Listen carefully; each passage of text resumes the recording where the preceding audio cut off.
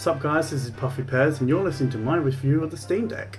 Now the reason that I'm doing this review is because I recently bought a Steam Deck and I've been asked by my friends like, oh, is it good, is it worth buying? And I thought it'd be a bit easier to do a short YouTube video than it is to just sort of like go through the positives and the negatives and waste a lot of time basically rambling on about the good and bad points. So here it is. Now first off I want to talk about the three different types of Steam Decks you can get. The cheapest one is £349, which has the smallest amount of memory. Then there's a medium one, which is £459, which has a bit more memory. It comes with faster storage and an exclusive Steam Community Profile Bundle. And then there's the most expensive one, which is £569, but this also comes with premium anti-glare etched glass and an exclusive virtual keyboard theme. Now, I bought the most expensive one because I wanted to get the most out of my Steam Deck. Of course, you can buy the cheapest one. I believe apart from the additions which I just said, there's pretty much not much difference between them. If there is, then please let me know in the comments. But yeah, this review might be a bit biased because I'm going to review the most expensive one, but I believe in general it should be redeemable for all different costs of Steam Deck.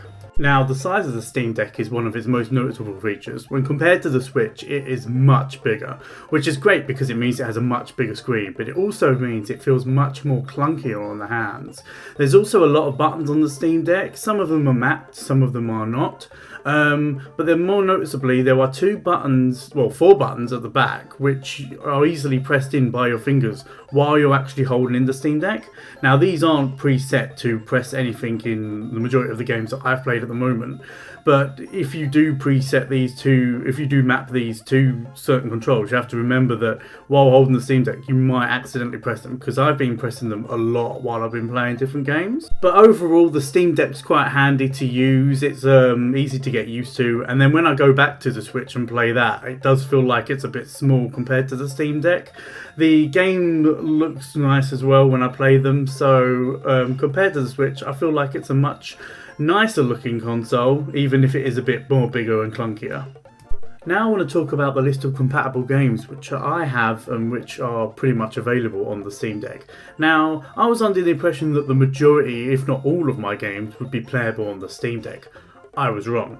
I wanted to play games like Fall Guys and Dead by Daylight, but then when I received the Steam Deck and tried to play them, I found out that there are some complications which come with a lot of games. To set the scene, your games are divided into four categories: verified to play on the Steam Deck, unsure, unplayable, and don't know. There's a lot of games which I had which were verified to play on the Steam Deck, and I'll go through those first. On my games verified to play on the Steam Deck list, I found Temtem, and I was like, great, I can go back and play Temtem again. I opened it up and the writing was all blurry. Turns out that not only does the Steam Cloud save your saved games, but it also saves your presets. Hence, it was running at a much lower resolution because I used to run it at a low resolution when I used to stream the game. Changed the resolution back to what it was supposed to be, and the writing was all clear, fine dandy, and the game was very playable. I then saw that the 3D remake of Final Fantasy IV was available to play and verified on Steam, so it should run smoothly.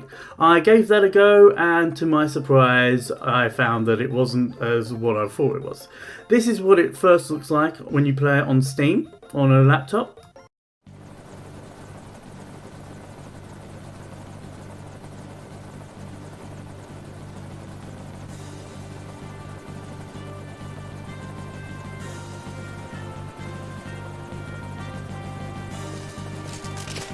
Lord Captain, we're nearly to the barren border. And this is what it looks like when you play it on the Steam Deck.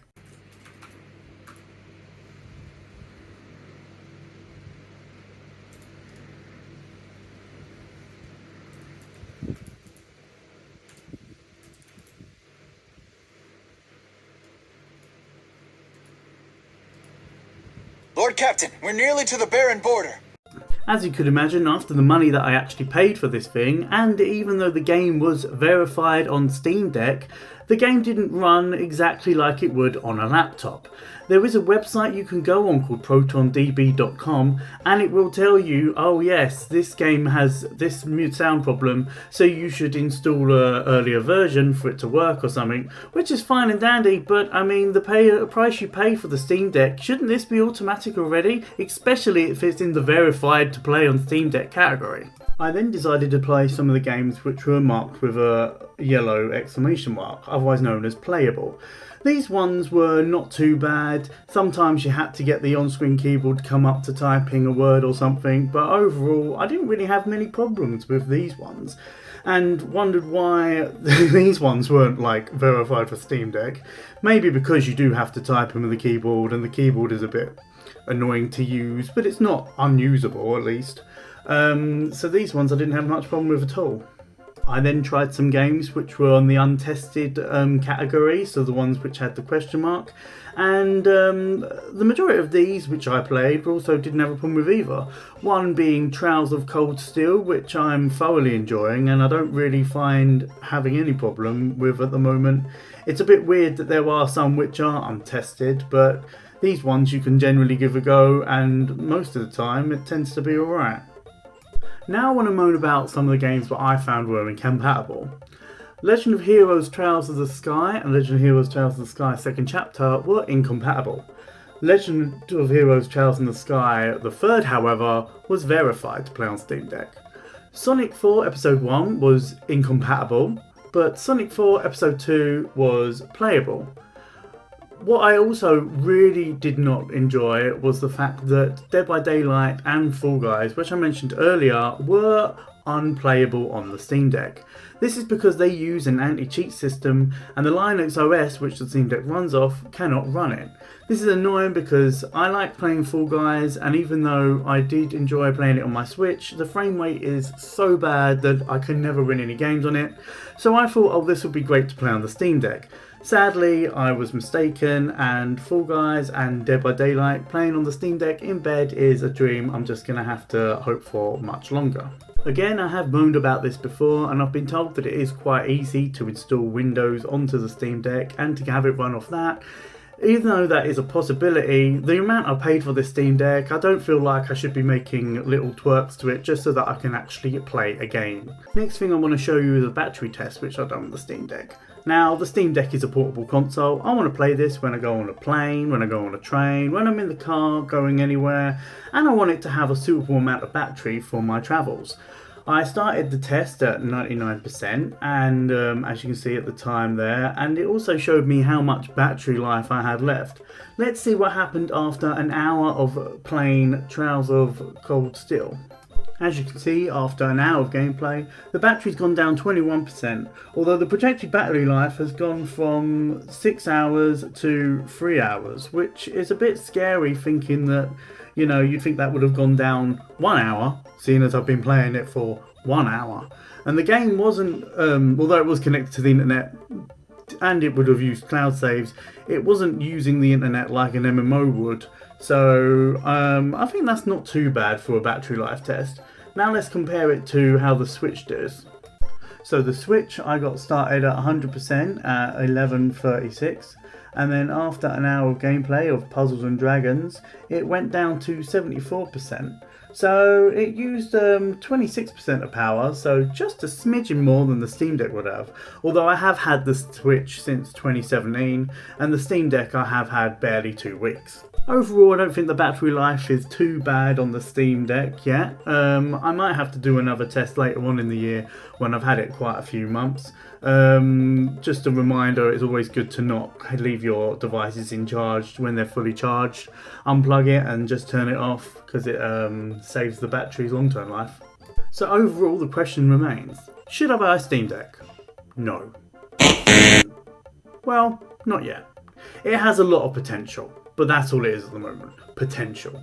The amount of games you can play is quite nice, but I believe there will be more in the future which will be more compatible. And at the moment, the amount you're actually paying for it, I don't believe it's worth it.